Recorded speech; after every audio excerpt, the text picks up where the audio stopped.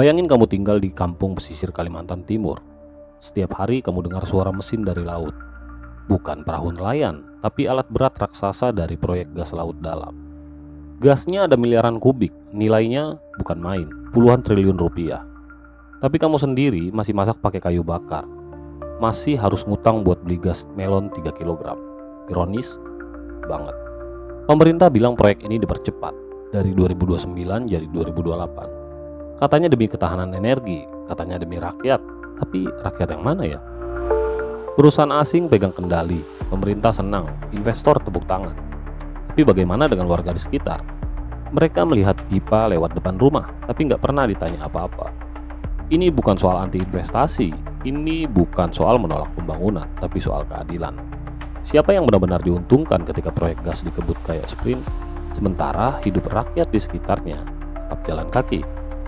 Ini bukan cuma cerita migas, ini cerita tentang pembangunan yang seringkali nggak sempat nengok ke belakang. Kali ini kita akan bahas tentang raksasa migas yang dipercepat, tapi apakah masyarakat lokal sengaja ditinggal? Oke, sekarang kita turunin dulu emosinya. Kita mulai masuk ke konteks. Yang kita bahas ini bukan proyek biasa, namanya Eni. Bukan Eni tetangga si Joni, tapi Eni, perusahaan raksasa migas asal Italia. Eni ini pegang 2 proyek strategis yang besar banget ya di laut dalam Indonesia. Indonesian Deepwater Development (IDD) dengan Geng Nord. Cadangannya ngeri. IDD punya 2,67 triliun kaki kubik gas. Geng Nord lebih besar lagi, 5,3 triliun. Bayangin deh, kalau semua itu bisa diproduksi, gasnya bisa nyala terus 24 jam selama puluhan tahun. Buat pembangkit listrik, buat industri, bahkan buat ekspor ke luar negeri. Awalnya proyek ini dijadwalkan selesai tahun 2029, tapi sekarang diminta dipercepat 2028. Kata Menteri SDM, biar bisa bantu ngejar target lifting gas nasional. Ini semacam target produksi negara. Tapi sebenarnya, seberapa besar sih proyek ini? Ayo kita hitung dikit-dikit. Kalau proyek ini jalan, bisa menyumbang 1.500 juta kaki kubik gas per hari dan 90.000 barel kondensat.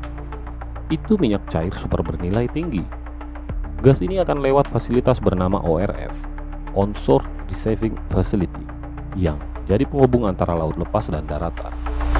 Dari sana, gas dialiri ke kilang LNG Bontang untuk diproses. Lalu sebagian besar buat kebutuhan dalam negeri, sebagian lagi diekspor. Sounds good ya? Teknologi tinggi, investasi besar, negara dapat pemasukan, dan gas mengalir kemana-mana. Tapi tunggu dulu. Kalau proyek ini begitu besar dan penting, kenapa masyarakat di sekitarnya belum tentu merasakannya?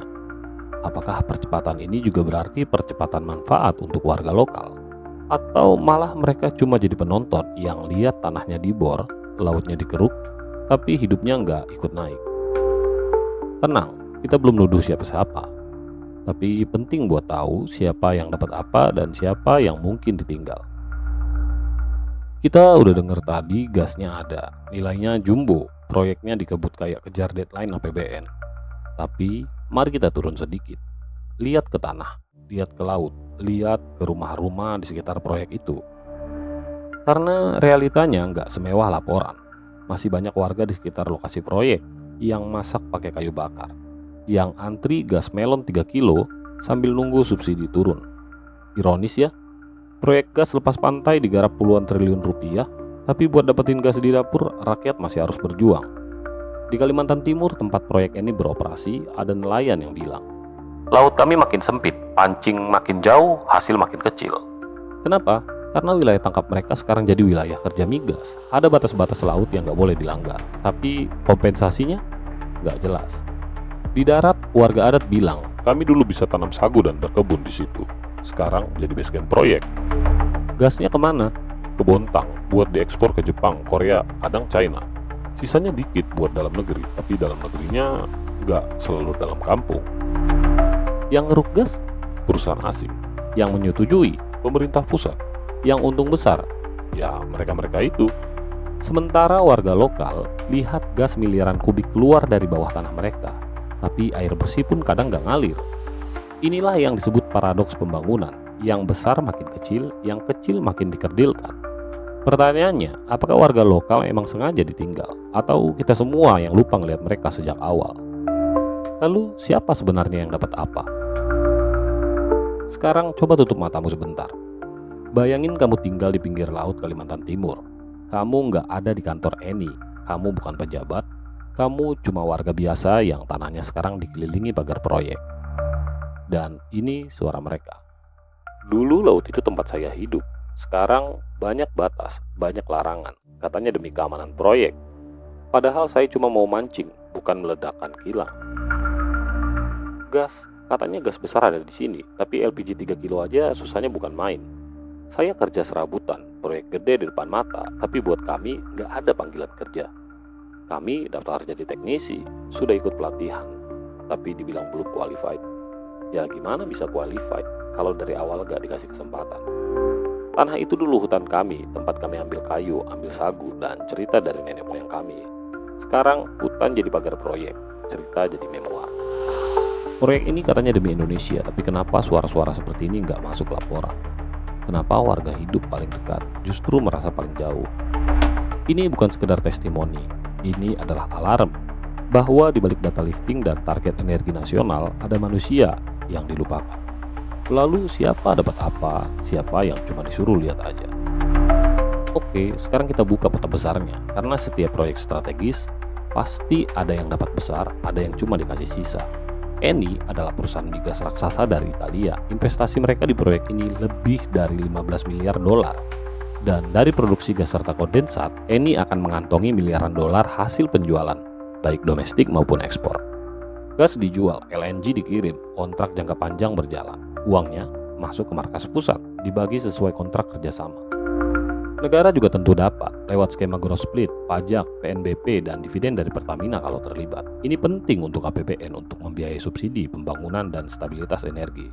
Tapi berapa persen yang benar-benar kembali ke daerah terdampak? Dan yang lebih penting lagi, berapa yang sampai ke warga sekitar proyek? Warga lokal seringkali cuma dapat dampaknya, tanahnya dibeli murah, lalu nilainya naik setelah proyek datang. Lautnya dibatasi, tapi kompensasi nggak jelas. Lapangan kerja banyak diisi tenaga luar. Fasilitas umum kadang baru dibangun setelah masyarakat protes. Bahkan air bersih dan sekolah yang layak sering datang belakangan kalau tidak dilupakan sama sekali. Pemerintah daerah juga kebagian. Dana bagi hasil, CSR, potensi PAD, tapi realisasinya sering tergantung seberapa kuat negosiasi mereka dengan pusat dan perusahaan. Kalau Pemdanya lemah, suara rakyat bisa ikut lemah. Jadi, siapa yang dapat apa?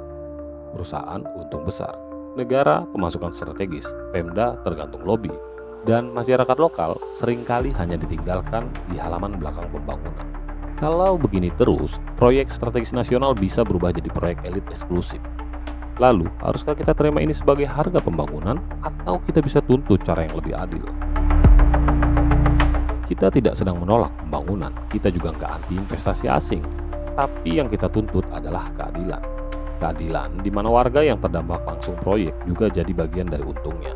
Karena apa gunanya gas miliaran kubik kalau rakyat di sekitar proyek tetap pakai pelita di malam hari? Apa gunanya triliunan rupiah kalau sekolah anak-anak mereka masih tanpa atap? Pemerintah harus bikin data penggunaan gas dan hasil migas terbuka untuk rakyat. Siapa beli, berapa volume, buat apa, dan berapa kembali ke daerah. Setiap proyek migas wajib punya kontrak sosial, tenaga kerja lokal minimal sekian persen, program pelatihan, beasiswa, hingga proyek infrastruktur untuk warga sekitar. Daerah yang lahannya digunakan harus punya skema pembagian hasil atau kompensasi langsung ke warga, bukan cuma lewat jalur birokrasi yang berlapis. Dan kita sebagai masyarakat harus berani bersuara, bukan cuma protes, tapi ikut terlibat, ikut awasi, ikut dorong agar pembangunan ini bukan cuma soal angka tapi soal manusia. Suaramu begitu penting biar proyek sebesar ini nggak jadi sebesar-besarnya ketimpangan. Ayo kita bangun energi yang bukan cuma kuat tapi juga adil.